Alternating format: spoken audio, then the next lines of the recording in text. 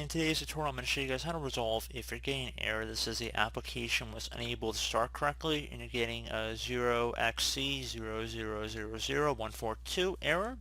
So we're going to go over a couple ways to hopefully resolve it. So first thing I would suggest would be to open up the start menu, type in whatever program you're having the issue with. So in my case, let's just say it's CCleaner. You want to right click on it and then left click on open file location. Now there should be a shortcut file type listed in here that would be auto-directed from the start menu if you were to search it up. You want to right click on this shortcut here and then left click on properties. Now you want to left click on the compatibility tab and you want to select run this program in compatibility mode 4. I was suggesting Windows 7 or Windows 8 generally speaking. However, you can try earlier versions of Windows as well, and you can play around with it until you find one that perhaps works.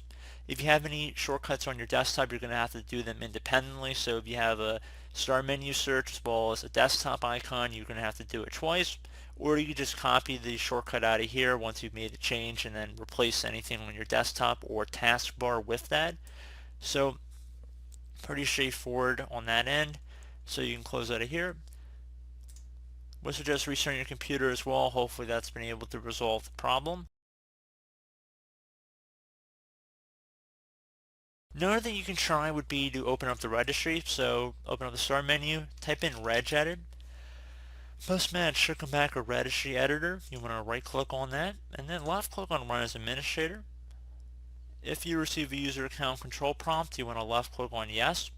Now, before you ever do anything in the registry, I would suggest creating a backup. So if you're unfamiliar with how to do it, just left click on the file tab up the top left one time, left click on export, save it to a convenient place on your computer, preferably like a desktop or an external media source, so you'll be able to easily retrieve it in the event you ever had to roll back your registry.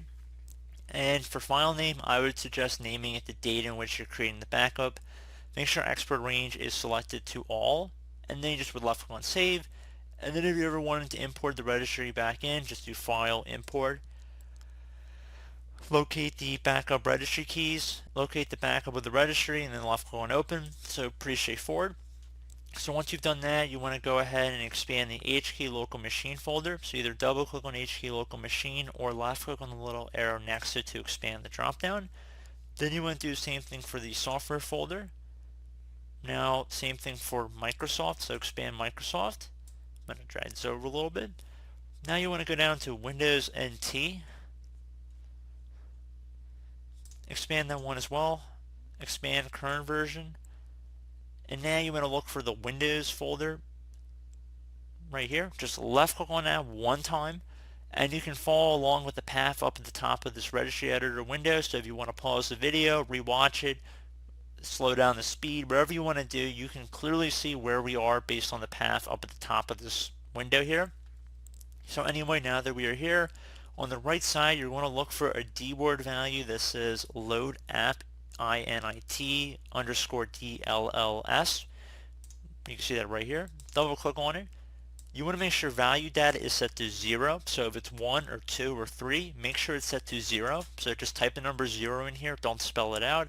Base should be set to hexadecimal. Left click on OK. Once you're done with that, close out of here, restart your computer, and hopefully that should have been able to resolve the problem. So as always, thank you guys for watching this brief tutorial. Do hope I was able to help you out, and I do look forward to catching you all in the next tutorial. Goodbye.